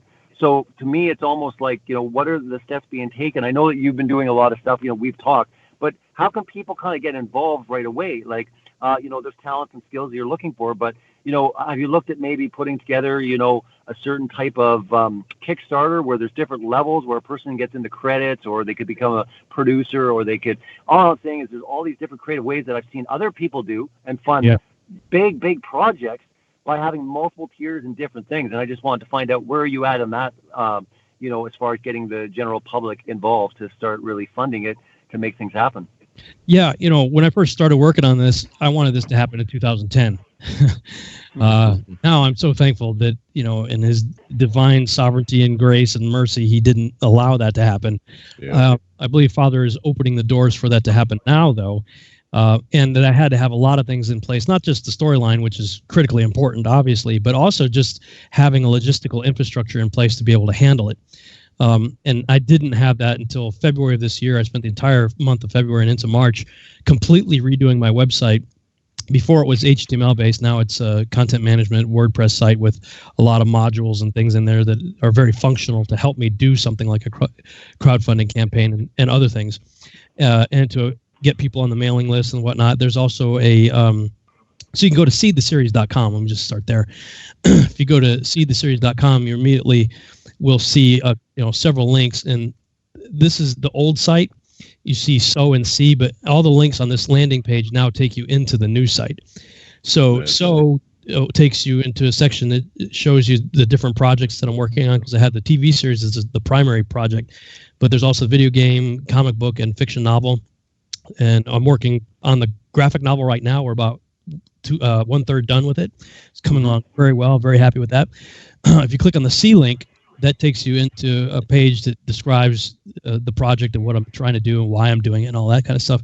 If you click on it says click here to enter the new site, that takes you to the new landing page. And that's where people who are curious that really want to know, we're going to run out of time here. So we got 4 minutes. So people can just, anything you want to know basically is on that landing page. I mean, there's like a 27-page PDF that gives you an overview. You can read the first episode for free, audio drama from 2014, lots of stuff that you can see on there. On the crowdfunding side, though, in 2014, when I did that Yahuwah Triangle series, I thought, hey, I've got this new box set of DVDs. It's going to be great. I got a new product I can sell. And I really felt strongly the Holy Spirit said, nope, you're giving it away for free. And everything else you're going to do, you're going to give for free. Wow. And at that time I was like, but Father, hey, but he sustained us, and all of my materials online for free. Yeah, you could buy my books and DVDs, but my books and DVDs are based on content you can get for free online. And the thought occurred to me, I was like, Father, did you set that up for me? Because I've put out 500 videos on YouTube. I've got hundreds of interviews on podcasts and radio shows that I've done, thousands of pages of blog content on multiple websites that it's all up there for free. So right now, what I'm doing is I'm just saying, hey guys, I've spent 10 years of my life putting up a ton of information for free. Is that worth $30 to you? Yeah. If it is, go. Because it as a way of showing your appreciation for all that work that I did, would you consider $1 a day for 1 month, or just $30? If so, go here. And I made a webpage specifically for that. It's called seedtheseries.com/make-it-happen. Nice. And if you go there, hang on.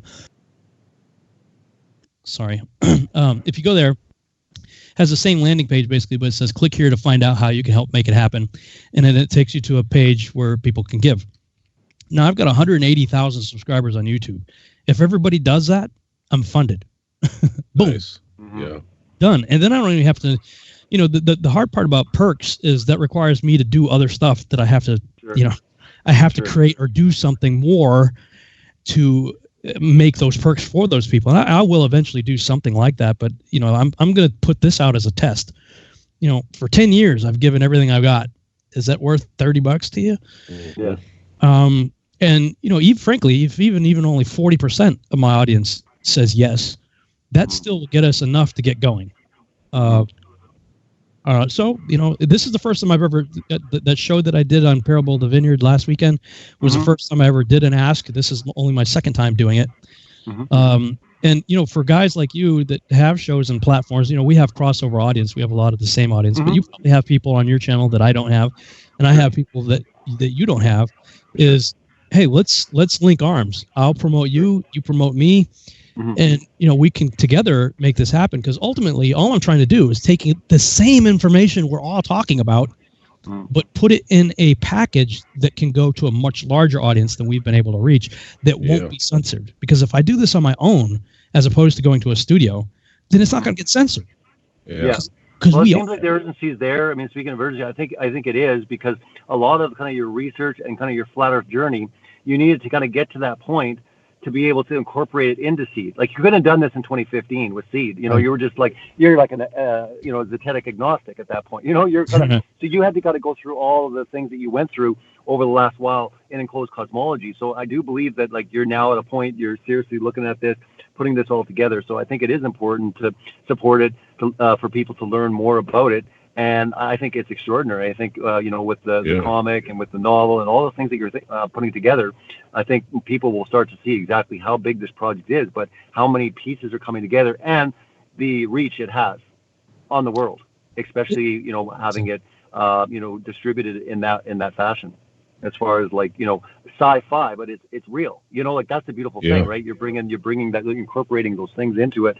And that's what people like. I mean, there's no doubt that Hollywood and blockbuster films, I mean, what did the last Avengers do? It's like, 190 billion or something. Yeah, the potential for outreach is huge. It is. It really is. But anyways, it's been awesome having you on, Rob. Thanks, guys. Thank you so much. We'll have you on again. It's been amazing. This is episode 26, Celebrate Truth Radio. And we'll see you next Saturday. Take care, guys. Take care. Blessings.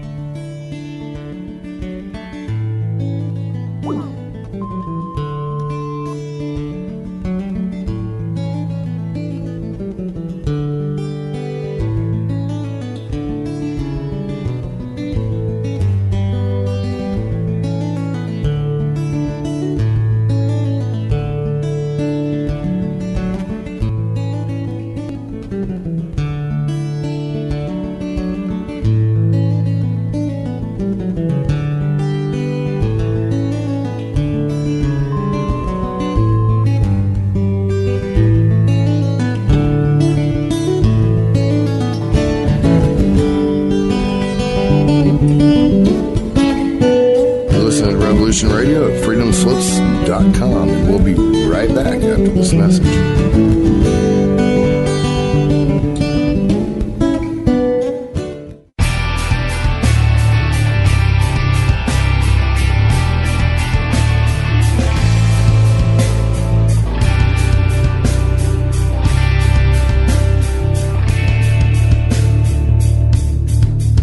Welcome to Revolution Radio, where you, the listeners, are in charge. Here at Revolution Radio, we present 48 broadcast hours of news and information each and every day. Revolution Radio never sleeps. Revolution Radio is worldwide and borderless information. Revolution Radio is also commercial-free. Revolution Radio is supported 100% by you, the listeners. And that's why we appeal to you to donate and support this station and its expenses. You can support us in many available options like archive subscriptions, our seed pack selections, or even my woodworking store. And we also even have Revolution Radio's swag at the Revolution Radio Zazzle store, which you can get t-shirts, coffee cups, even a baby onesie. Or you can just plain donate to the cause. We cannot continue without your support, and your support is what helps pay the bills. So please, if you wish us to continue, please stop by our station support page and drop a dime on us. Revolution Radio, where information never sleeps.